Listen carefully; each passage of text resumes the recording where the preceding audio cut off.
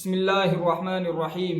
یا ایھا الذین آمنوا اتقوا اللہ وکونوا مع الصادقین۔ اللہ تعالی ارشاد فرماتے ہیں کہ اے ایمان والو، تم اللہ سے ڈرو اور سچے لوگوں کے ساتھ رہو،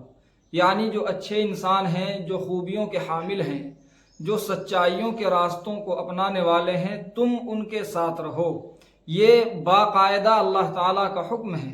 انسان اپنی زندگی پر اگر غور کرے تو اس کو معلوم ہوگا کہ وہ اگر برے لوگوں کے ساتھ رہتا ہے، بروں کی صحبت اختیار کرتا ہے تو اس کے اندر برائی کے اثرات آتے ہیں، اور اگر وہ اچھے لوگوں کے ساتھ رہتا ہے، اچھوں کی صحبت اختیار کرتا ہے، ان سے تعلق رکھتا ہے، ان سے میل جول رکھتا ہے،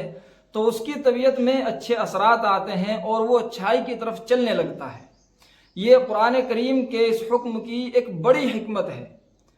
اس لیے کہ ہمارے اکابر نے کہا صحبت صالح ترا صالح کند و صحبت طالح ترا طالح کند، کہ اچھے کی صحبت تجھ کو ضرور اچھا بنائے گی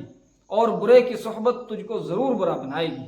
اور یہ دنیا کے آثار میں سے ہے، یہ دنیا کے نقوش میں سے ہے، دنیا کی یہ تاریخ رہی ہے کہ کتنا بھی بھلا انسان ہو، اگر اس کو بری صحبت ملی ہے، اس نے بروں کے ساتھ رہنا شروع کیا ہے، تو آخر کار وہ برائی کے راستے پر چل ہی پڑا ہے۔ اور کیسا بھی بد مزاج انسان ہوا، کتنی بھی بری طبیعت کا انسان ہوا، اگر اس نے اپنا میل جول اچھے لوگوں کے ساتھ اختیار کر لیا، وہ اچھوں میں اٹھنے اور بیٹھنے لگا،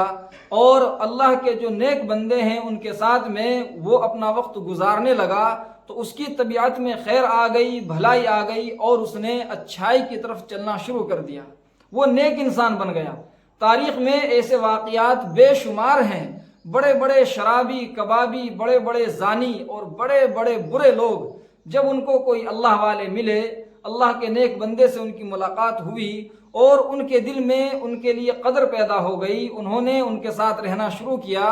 تو ان اللہ والوں کے ساتھ رہنے کے نتیجے میں جیسے اللہ تعالیٰ اپنی رحمت اپنے اس خاص بندے پر نازل فرماتے ہیں جس کو آپ اللہ والا کہیں گے، اس بندے پر جیسے اللہ تعالیٰ اپنی رحمت نازل فرماتے ہیں، تو اس کے ساتھ میں جو رہنے والے لوگ ہیں، جو اس کے متعلقین ہیں، جو ان کے ساتھ میں وقت گزارتے ہیں، ان پر بھی اللہ تعالیٰ رحم و کرم نازل فرماتے ہیں۔ یہ لازمہ ہے اللہ کا، اس لیے کہ آپ غور کیجئے، اگر اللہ تعالیٰ یہ فیصلہ فرمائے کہ فلاں جگہ پر رحمت نازل ہونی ہے، تو خاص اسی جگہ پر رحمت نازل نہیں ہوتی، بلکہ اس کے آس پاس کا جو علاقہ ہوتا ہے اس پر بھی رحمت نازل ہوتی ہے۔ مثال کے طور پر بارش برسانی ہے، اللہ تعالیٰ جب کسی جگہ بارش برساتے ہیں تو صرف اسی جگہ بارش نہیں برساتے، بلکہ اس کے آس پاس کے علاقے میں بھی بارش برساتے ہیں، اس کے آس پاس کی جگہوں میں بھی بارش برساتے ہیں۔ اور بالکل یہی معاملہ اللہ کی پکڑ اور اللہ کے عذاب کا بھی ہے۔ جب اللہ کا عذاب آتا ہے تو بالکل کسی ایک خاص جگہ پر نہیں آتا، بلکہ جب عذاب آتا ہے تو آس پاس کے علاقوں کو بھی متاثر کرتا ہے۔ اس جگہ سے ملی ہوئی جو جگہیں ہیں ان پر بھی اللہ کے عذاب کے آثار رونما ہوتے ہیں، مرتب ہوتے ہیں۔ لہذا قرآن کریم نے جو یہ حکم فرمایا کہ تم اچھوں کے ساتھ رہو، تم بھلے لوگوں کے ساتھ میں رہو، جو لوگ صحیح زندگی گزارتے ہیں، اللہ کے دین پر چلتے ہیں، شریعت کو اپناتے ہیں، دین کو اختیار کرتے ہیں، تم لوگ ان کے ساتھ میں رہو۔ اس ساتھ میں رہنے سے، اس ساتھ کو اختیار کرنے سے ہی اللہ تعالیٰ آپ کی زندگی میں خیر پیدا فرما دیں گے، اللہ تعالیٰ آپ کو شریعت کی قدر عطا فرمائیں گے، اور شریعت پر چلنے کے نتیجے میں آپ جنت کے حقدار اور مستحق ہو جائیں گے۔ یعنی دنیا میں بھی بہت بڑا وہ کام جو ہر کسی کے بس کا نہیں ہوتا، جو ہر کوئی نہیں کر سکتا، کہ اللہ تعالیٰ کی مرضی کے مطابق انسان زندگی گزارنے کے لیے ہر وقت تیار رہے، اللہ تعالیٰ کی مرضی کی خاطر اپنی ہر مرضی کو قربان کر دے، یہ معمولی کام نہیں ہے۔ لیکن یہ خوبی پیدا ہو جاتی ہے آدمی کے اندر، انسان کے اندر، نیک لوگوں کے ساتھ رہنے سے، نیک لوگوں کی صحبت اختیار کرنے سے۔ اسی لیے ہمارے اکابر جتنا زیادہ پڑھنا ضروری سمجھتے تھے، اس سے زیادہ ضروری یہ سمجھتے تھے کہ نیک لوگوں کی خدمت میں رہا جائے، ان کے پاس رہا جائے، ان کے رات و دن کو دیکھا جائے اور ان کا اثر اپنے اندر اتارا جائے۔ انجام کار یہ لوگ کامیاب ہوا کرتے تھے، اسی لیے پہلے زمانے میں اچھائی زیادہ تھی، پہلے زمانے میں بھلائی زیادہ تھی، پہلے زمانے میں خوبیاں زیادہ تھیں، اور وجہ اس کی یہ تھی کہ نیک لوگوں کی صحبت آسانی سے مل جاتی تھی۔ آج کے زمانے میں ہر آدمی اکیلا ہو گیا ہے، ہر انسان تنہا ہو گیا، سب کا ساتھ چھوٹ گیا، نہ کسی کی خدمت میں بیٹھ سکتا ہے، نہ کسی کے پاس اپنا وقت لگا سکتا ہے، نہ کسی کے یہاں اپنا وقت گزار سکتا ہے،